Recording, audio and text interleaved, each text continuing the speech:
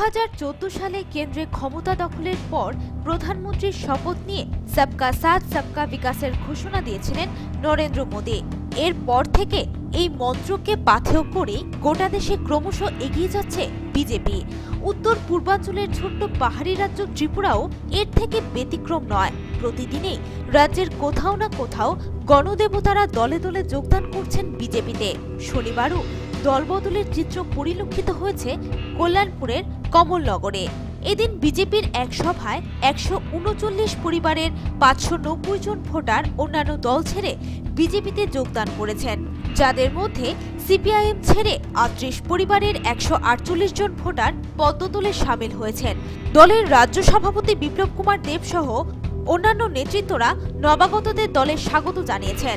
বক্তব্য রাখতে গিয়ে 10,323 জন শিক্ষকের চাকরি হারানোর বিষয়টি উত্থাপন করে রাজ্য সরকারের কড়া ভাষায় সমালোচনা করেছেন রাজ্য বিজেপির কাণ্ডারি বিপ্লব দেব।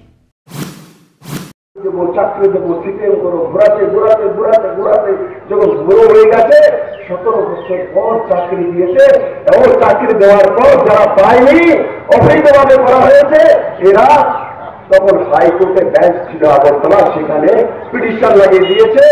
তৎকালীন যে বিচারপতি ছিল শর্মাজি বলেছেন যে এটা অবৈধভাবে হয়েছে, যাদের সঙ্গে অন্যায় হয়েছে।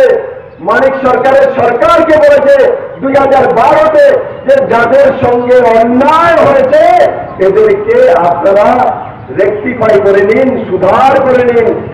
কিন্তু মানিক বাবুর মেলার মাঠের যে ধারটা মোটা, বলে না, হাইকোর্ট কিভাবে বেঞ্চ করতে পারে? আমরা যা সিদ্ধান্ত নিয়েছি, আমার ক্যাডার মেলার মাঠ যে পদ্ধতিতে এখানে রিক্রুটমেন্ট হবে পলিসি তৈরি করেছি, সেভাবেই করবো। আমরা যা করেছি তাই ঠিক।